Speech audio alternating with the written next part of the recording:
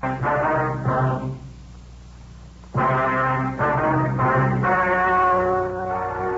story you're about to hear is true.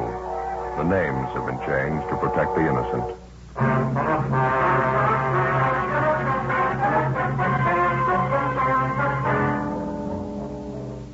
You're a detective sergeant. You're assigned to auto theft detail. A gang of criminals masquerading as legitimate auto dealers start to work in your city. Innocent people are cheated out of thousands of dollars. The thieves are clever. They work a foolproof formula. Your job? Stop them.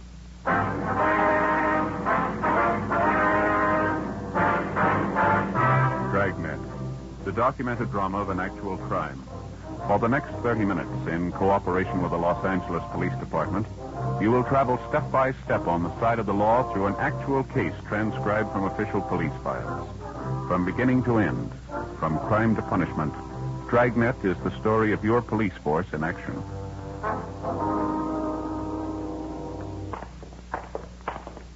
It was Tuesday, February 19th. It was chilly in Los Angeles. We were working the day watch out of auto theft. My partner's Ben Romero. The boss is Captain Nelson, and my name's Friday. We were on the way out from the office, and it was 10:25 a.m. when we got to the corner of 38th Street and Maxbury Avenue. The Greenleaf Day Nursery School. Mrs. Palmer, is that right? I think so. Just a minute. I've got it written down. Yeah. Mm-hmm. Excuse me, ma'am. What is the Palmer, the one. Policeman, Martin Romero, Friday. Oh, yes, Carl. Going to get all about it. Is that it? Yes, ma'am. We've been handling similar complaints the last month or so. We'd like to have you tell us everything that happened in your case, if you would, please. One of the most underhanded things I've ever heard of, Sergeant. It would have been the same thing if he'd held me up with a gun, just out-and-out robbery. Well, could you give us some of the details, ma'am? How you were first approached on the deal? Excuse me a minute, please. Children, time to go inside now. We're going to color pictures with the crayons this morning. Mrs. Johnson has them all ready for you inside. Bruce, Michael, Sandra, go along now. Inside, everyone. Certainly wish the warm weather to hurry up and come. Children always raise such an uproar when we have to keep them indoors. Worst part of running a day nursery, the winter months. Yes, ma'am, I suppose so. Now, about your automobile, Miss Palmer, we understand you had it up for sale. You advertised in one of the local newspapers, is that right? Yes, that's right. I ran one of those 3-day want ads over the weekend, Friday, Saturday, and Sunday. I thought I'd get more for my car if I sold it myself. I mean, instead of selling it to a used car lot. Yes, ma'am. How many answers did you get on your want ad? Well, just the one where it turned out. This man came out and looked at my car first thing in the morning. He offered to pay me exactly what I was asking for it, so I sold it to him. That's just the way it went. Who was this man, Mrs. Palmer? Was he representing some auto company? Yes, he said he was anyway. He gave his name as Joseph Newhall. I've got his card inside. He said he was a buyer for Dan Barton's used car lot on South Cat Street. Nicely dressed man. He made it all seem so honest. How was the deal arranged? Could you tell us? I mean, transfer the car, payment, and so forth? Well, he gave me a check for $50, sort of a down payment to hold the car for him. It was a certified company check. I see. He told me he'd be back that afternoon with a certified check for the full amount of the car, $800. Did he take your car with him then? No, he didn't. That's why I had no reason to be suspicious. He left me the check for $50 and said he'd be there with the money. Said in the meantime, one of the employees from the used car lot might be along to pick up the car to save me the trouble of driving it downtown myself. Mm-hmm. Same M.O., Joe, all the way. Yeah, looks like it. Well, how did it go after that, Miss Palmer? This worker from the used car lot came to the house to pick up the car about 1 o'clock that afternoon. Gave me a check for the full amount of the car, and I gave him the pink slip. Had a pair of white coveralls on, lettering on the back of them, Dan Barton's used cars. Looked like a typical mechanic or something. I wasn't the least bit suspicious. Mm-hmm. How about the buyer, this Joseph Newhall? Did he show up later in the day? No, he never came back. I've never seen him since. Haven't seen my car either. I called that Dan Barton's used car lot the next morning. They told me they never heard of Joseph Newhall. Just made me sick, officer. I can't afford to lose the money I had in that car. Yes, ma'am, we understand. The same thing's happened to a dozen people like you around the city. Do you remember what this man Newhall looked like, Miss Palmer? His physical description, maybe the clothes he was wearing? Yes, I've got it all written down, Sergeant, in my diary. Would you like to step inside, please? I've got my little office at the back of the school here. All right, thank you very much. I always make a record of everything in my diary. I've kept one ever since I was a girl in college, every day. I suppose you've got all the information on your car, the make, license number, things like that? Oh, yes, indeed. I got everything together I thought might help you. Right up these stairs, please. Thank you. Go ahead. How about the description of the man in overalls, the one who came to pick up your car? Would you remember him, ma'am? Yes, I've got that for you, too. Everything I thought would help. Just have a seat there, officers. I've got the things in my desk here. Thank you, Go Miss right Palmer. ahead. Thank you. I wouldn't mind the whole thing so much, but as I say, I can't afford to lose the cash I had tied up in my car. That seems to be the way the thieves operate, ma'am. They've been cheating the people who can least afford it. Terrible thing, just out-and-out robbery. There you are, Sergeant. Thank you, ma'am. There's the description of my car, license number, all the rest. Yes, I see. And here's the description of the two men. That Joseph all the coveralls who picked up my car. Have you got that deposit check Newhall gave you, Miss Palmer, the check for $50? Right here, Sergeant. I saw that company about it, Dan Barton's used car lot. It's a forgery. Not worth the paper it's printed on. Mm-hmm. Have a look, Joe. Yeah, thanks. Same as the others. One thing I don't understand, how those crooks get these checks to begin with. Did they steal them? No, ma'am. We figured they had them printed up. We're still trying to find out where. Well, you know what the men look like. You'll be able to find them now, won't you? Only wish it worked that way, ma'am. We've had good descriptions on both men for a month now. Hasn't helped too much. I don't understand it at all. As I say, they're only common crooks. They can't be that smart, can they? Well, there's only one way we can judge. We've been hunting every day for a month now. Yes? They're still... In the space of 33 days, the auto theft gang had victimized a dozen private citizens throughout the city. In each instance, the approach and the method of operation had been the same. The front man for the gang would personally answer a want ad inserted in a local newspaper by a private citizen advertising the sale of his automobile. The front man would represent himself falsely as a buyer for Dan Barton's used car lot, a well-known and legitimate used car dealer. He'd offer to pay exactly the sale price which the private party was asking. As a deposit, the so-called buyer would leave a counterfeit company check for $50 or $100 with a promise that he would return later in the day with a certified check for the full amount. After a few hours, another man posing as an employee of Dan Barton's used would call for the car and drive it away. Neither the car nor the so-called buyer were ever seen again. All efforts to trace them went for nothing. 11:40 a.m. Ben and I went back to the office and got out a broadcast and a supplementary APB on Mrs. Palmer's car and also on the phony car buyer who called himself Joseph Newhall. After lunch, we met with Sergeant Grimsby, one of the other four men out of auto theft detail who were working the case with us.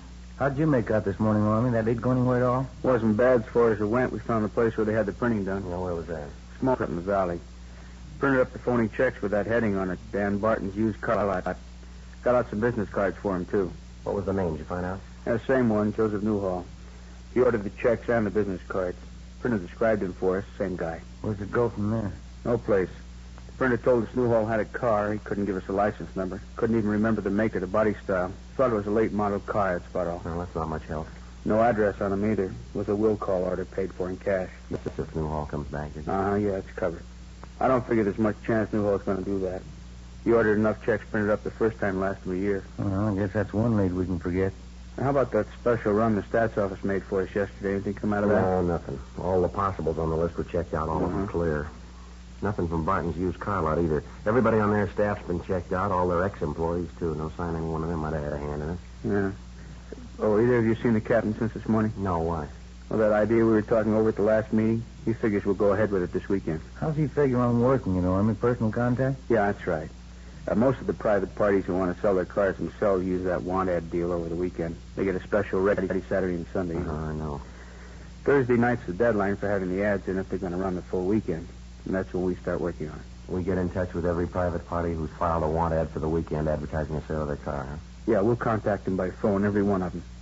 We advise them that if anybody representing themselves as a buyer for Dan Barton's used car lot answers their want ad, they're to get in touch with us right away. If they can't stall the man long enough, we tell them to accept the information on the man the car is driving. It ought to work out. If we can get any kind of cooperation, it's going to be a big job. We'll have to cover all the want ads and all the papers. We've got a good description of that phony buyer, Joseph Newhall. If they planted a want ad in one of the papers, maybe he's the one of the gang who brought the ad in. It's possible one of the ad takers might remember him. Might be worth checking anyway. Well, could be. They might have phoned in the ad, too. That wouldn't help much. Might as well it's not foolproof, but it's a different approach. It's a plan anyway. We've tried everything else we can think of to reach the thieves. I get it. Auto theft, Friday time. Yes, sir. Mm-hmm. When was that? I see. Yeah. Mm-hmm. Yes, as soon as we can. Thank you, sir. Well, maybe we won't have to wait for the weekend. What do you mean? A man out in Echo Park. He runs a candy store out there. He advertised his car for sale in this morning's paper. Said the first one to answer it was a buyer from Dan Barton's used car lot. Gave his name as Joseph Newhall. Looks like the same M.O. Mm-hmm. They make a deal? Well, the candy store owner wouldn't go for the deposit check. He wanted the full amount. Said the deal didn't sound right to him. How does it stand now? Well, Newhall said he'd come back with a check for the full sale price. When? 8 o'clock tonight. 2:20 p.m. We drove out and questioned the candy store owner further. His description of Newhall tallied with the others, but again, the potential victim had failed to get any kind of a description of the car Newhall was driving or the license number. Ben and I staked out at the house. 8 p.m. came and went. The suspect failed to show. By midnight, there was still no sign of him. Well, the way it shaped up, Newhall apparently had a policy of making a deal at first contact or forgetting about it. He probably figured that if a person was at all suspicious, the interval would give him time to check, and Newhall wasn't giving away any odds. All day Wednesday, the stakeout went on. No sign of the suspect. On Thursday night, the local newspapers gave us lists of names and phone numbers of all private parties who had ordered want ads for the coming weekend to advertise the sale of an automobile. We divided up the names, and 6 of us took turns on the phones and started calling each party. We warned them about the car theft ring and advised them of what steps to take in the event Joseph Newhall or one of the other gang members approached them with the proposition to buy their car. One of the private parties we contacted was a Mr. Roy Harmon. Then got on one and got in the thing we'd prepared. Sergeant Ormsby used the other extension and called another party running an ad. Sergeant Ormsby, Los Angeles Police Department auto. How's that, sir? Yes, and one of the gang usually goes under the name of Joseph Newhall. Contacted it all. Now, stand on. Right, thank you, sir. What was that all about? Man by the name of Harmon runs a cocktail lounge out on South Cole. He took in a check over the bar last night, company check from Dan Barton's used car lot. Says it was signed Joseph Newhall. Well, he ought to remember who passed it. He does. I got it right here. A man by the name of Frank Curtis. He's a regular customer at the bar. Harmon says this Curtis came in the place last night with a man in a dark suit, and the man seemed to be a friend of Curtis's. Yeah. Well, I asked him what the friend looked like, and he described him. It was Newhall. Mm-hmm. What about that check business? Harmon says he was tending bar at the time. Told me this Frank Curtis and Newhall had quite a few drinks together, and they ran out of money. Newhall wanted to cash a check, but Harmon said no, he didn't know him. Mm-hmm. Well, this Frank Curtis is a regular customer at the bar, and he offered to endorse the check for Newhall. So Harmon said okay, and he cashed it. Well, how well does Harmon know this customer is, this Curtis? Pretty well. Lives across the street from him. We checked Frank Curtis through R&I, but he had no previous criminal record. We left the rest of the list for the other men, and Ben and I drove out and talked to Roy Harmon, the owner of the cocktail lounge where the suspect Joseph Newhall had cashed a check with the help of his friend, Frank Curtis. Harmon told the same story he'd given Ben over the phone. Curtis was a long-time neighbor of his and a steady customer at his cocktail lounge. As for Newhall, he'd never set eyes on him until the night before. Harmon gave us the home address of Frank Curtis, and we checked it out. Mrs. Curtis answered the door and told us that her husband Frank was working the newly inaugurated night shift at an aircraft plant in the south end of the city. Ben and I drove down to the plant, and after checking with the personnel office, we finally located Curtis at his work. He was an assistant foreman in one of the aircraft assembly shops. The truth, Sergeant Romero. The last time I saw Newhall before the years ago. We used to work at a work plant together. What's the matter anyways? You done something? We understand you endorsed a check to Newhall for $50. Do you know him that well? I mean, that you'd endorse checks for him? Well, maybe I shouldn't have. Wife's always telling me I ought to be more careful who I'm signing checks for. Well, what happened anyway? Wasn't the check any good? Do you have any idea where we could find this friend of yours, this Newhall? Well, I don't know.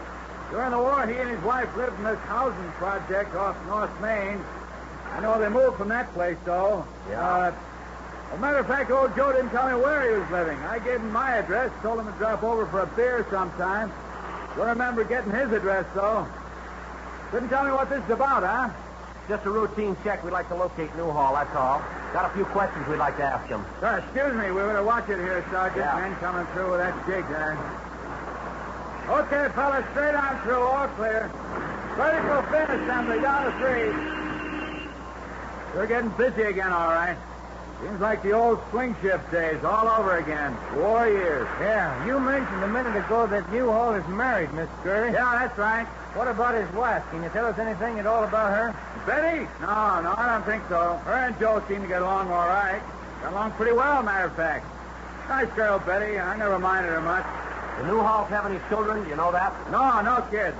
Both of them work, her and Joe. Uh-huh. Would you know if Newhall's wife is still working? I don't know. Probably is. But yeah, matter of fact, she is. Joe happened to mention it the other night when we were talking. Just happened to think of it.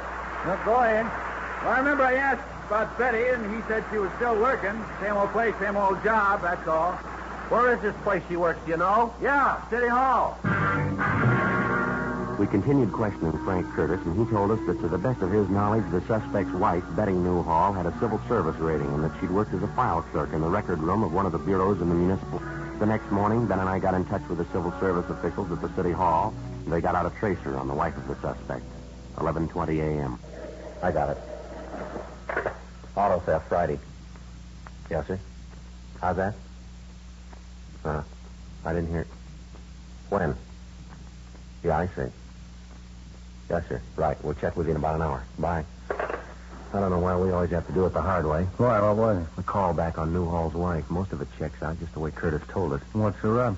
Betty Newhall quit her job a month ago. Hasn't been around, hasn't been seen since. Civil service can't even contact her. What's the deal? She moved. No forwarding address, not a trace of her.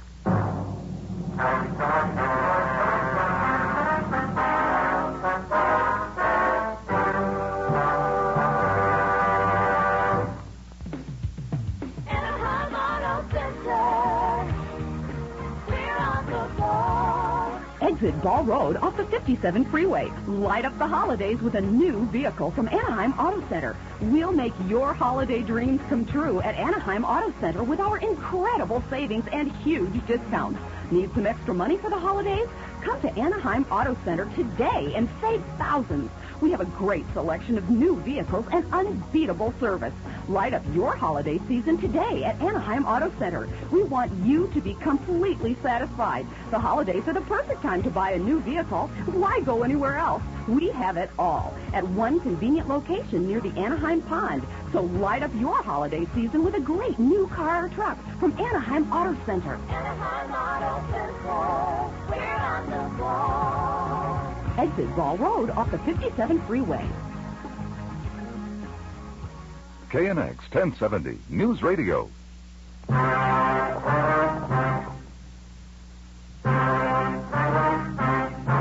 Saturday, February 23rd. The strongest lead we'd had to the auto theft gang began to fade. Mrs. Betty Newhall, the wife of our principal suspect, wasn't to be found. We checked out all her known friends and relatives, the places she was known to frequent. There wasn't a trace of her. Ben got all the available information on her from the Civil Service office, and we got out a broadcast in the supplementary All Points Bulletin. We found out she had a 10-year-old son, so we checked with the Board of Education to see if the boy was registered in one of the city schools. He wasn't listed. Still no response. We stayed on it. In the meantime, the weekend was wearing past the halfway point. The other two teams of men working the case were standing by, but apparently none of the private parties who were running want ads over the weekend advertising the sale of an automobile had been approached yet by either Joseph Newhall or some other member of the gang. If they did make a contact, it hadn't been reported to us. Saturday night, still no response. 8:50 p.m. Ben and I had some supper at Johnny Coken's place, and then we went back to the office. Not a bad meal at all, huh? Pretty fair for a Saturday night. Good soup. Yeah, there's nothing like that corn chowder Johnny puts out. It's the best. I sure wish you'd do something about that coffee. It's like taking a shot of adrenaline, isn't it? It is pretty strong, and... Excuse me. Maybe that's what's giving me this heartburn. Where's Ormsby? I thought he was covering. So did I. He was here when I left. Joe, Ben? Hi, Army. Thought we lost you. I'm taking a call from Hollywood Division. Good piece of news. What's that? Newhall's wife, they found her. At approximately 25 minutes past 8 that night, a dark-haired woman in her late 30s had brought a young boy into a pharmacy in the Hollywood area. Apparently, the woman had been drinking, but she was not intoxicated. The young boy with her, whom she identified as her 10-year-old son, was badly cut and bruised about the face and head. The woman insisted that the pharmacist on duty treat the boy and attend to his injuries. After arguing with the woman, the pharmacist called the Hollywood Receiving Hospital. An ambulance was dispatched, and the boy and his mother were there for treatment. At Hollywood Receiving, the woman gave her name as Betty Harrison, and her son's name was George Harrison. But a routine identification check by officers next door at the Hollywood Division Station disclosed her true name as Mrs. Betty Newhall. The desk sergeant ordered her held for interrogation and notified our office immediately. 9:30 p.m. Ben and I arrived at the Hollywood Division. Her boy, George, Mrs. Newhall, how did he happen to get beat up like that? It's pretty bad for a little fellow. I warned Joe about hitting little George. I told him if he did it again, I'd walk out. Well, I did walk out. I don't care what happens to him. You mean the boy's father did that to him, beat him up like that? He's not George's father. Second marriage. My name used to be Donnelly. I had 2 kids. One died. Uh-huh.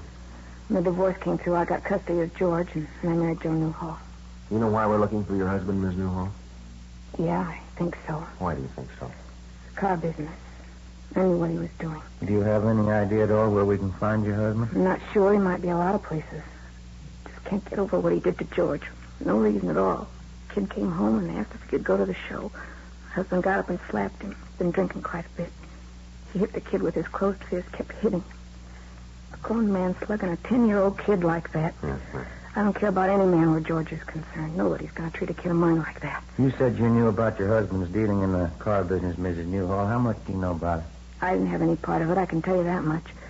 It was his idea from the beginning, my husband's. Got the men together to work the racket. He made all the plans. He gave all the orders. How is it you quit your job at the city hall in such a hurry? My husband's idea, I guess. He thought if anything happened, he didn't want to be traced that easy. Then he had to go and get drunk that night. Cash that check. He always did stupid things like that. Mm-hmm. How about the gang your husband has working with him, Ms. Newhall? Can you tell us anything about them? Yes, I can. 3 fellows working with him I know of. Deadman and Curly Reese and Jack Whitmore. Uh-huh. Maybe there's someone else besides them, but I don't know of. You know where these men live, ma'am? Where we can find them? I think I do, yeah. I got the addresses at home. By this time, they're probably all there. You know the places they were supposed to be staying. Yeah, I got the addresses at home. How about the cars they got on this deal they were working? What are they doing with them? Do you know that? I don't know for sure. They were moving them east, I think, selling them back there. Yes, ma'am? I always gets at the deep marriage of jealousy hand. The Deeford. No. Even they didn't like kids. They didn't want to have a home. Why'd they have to be that way? Well, I'd like to ask you something, if I could. Yeah. Why'd you marry him? 10:43 p.m. We stopped at the Newhall apartment on the way back to the city hall, called the office, and arranged for a stakeout. The wife of the suspect, Betty Newhall, gave us the names and addresses of the people she knew to be working with her husband, Joseph Newhall, in the auto theft gang. She had no information to offer on the cars they might be driving. When we got to the office, we took a complete statement from Mrs. Newhall, and then she was booked in at the main jail on suspicion of grand theft auto. 11:09 p.m. Together with Wilson and Ormsby, we started checking out the addresses of the gang members. Our first 2 stops, we got nothing. On our last 2, we did a little better. We picked up a Jack Whitmore, Curly Reese, and a Carl Stedman, 3 of the names which Mrs. Newhall had mentioned. We took them downtown and booked them in at the main jail. That still left the principal suspect, Joseph Newhall, unaccounted for. At 1:45 a.m. the next morning, we got a tip as to his whereabouts, a small hotel on East 1st Street. We checked it out. The man answering Newhall's description was registered in room 209 on the 2nd floor. We got a pass key from the room clerk on duty and started up the stairs.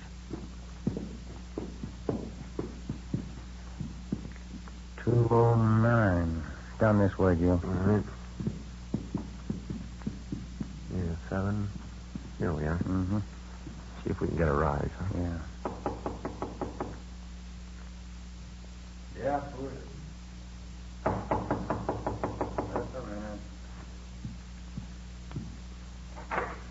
Yeah, police officers. I'd hold it there, Mr. Down, Ben. Yeah. Hey, what is this? What's this all about? You generally sleep with your clothes on, Newhall? Look, I don't know what you're talking about. What is this, a shakedown? He's clean, Joe. I'll check his bag. Hey, now, stay out of those things. You haven't got any right breaking in here like this, going through my property. Let's relax, Newhall. This won't take long. 2 full pads of them, Joe. Find them in his suitcases. Company checks. Dan Barton's used car lot. We talked to your friends, mister. We got one side of the story. You want to come downtown and give us yours? You get nothing from me, not unless you're my lawyer. You can't hold me on any charges. Grand theft auto, Newhall. We've got the witnesses. We've got the evidence. If you've got something to say, say it. If you haven't, we'll get along downtown. You haven't got anything on me. You haven't got enough to hold me an hour. We're going to give it a try.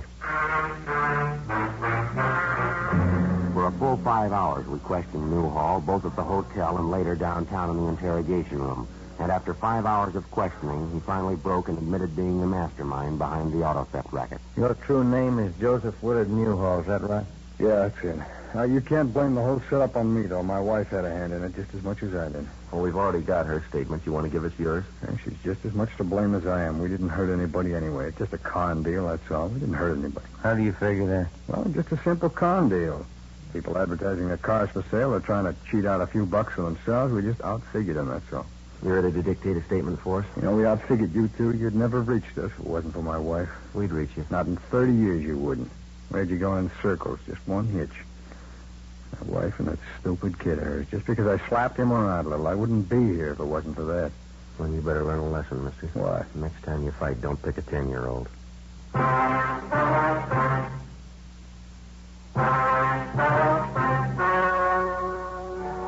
The story you have just heard was true. The names were changed to protect the innocent. On May 29th, trial was held in Superior Court, Department 87, City and County of Los Angeles, State of California. In a moment, the results of that trial.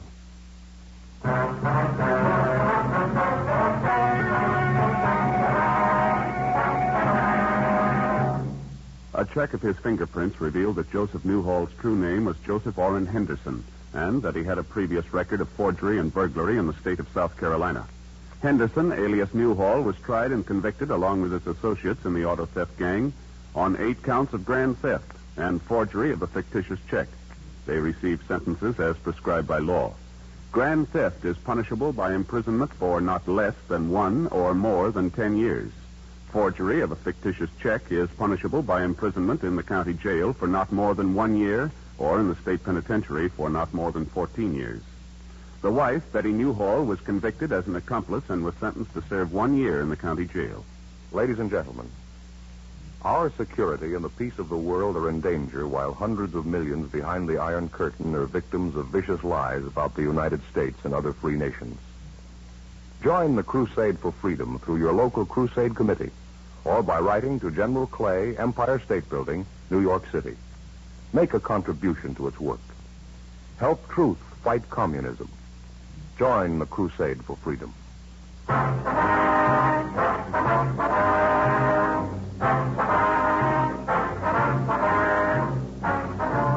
You have just heard Dragnet, a series of authentic cases from official files. Technical advice comes from the Office of Chief of Police W.H. Parker, Los Angeles Police Department.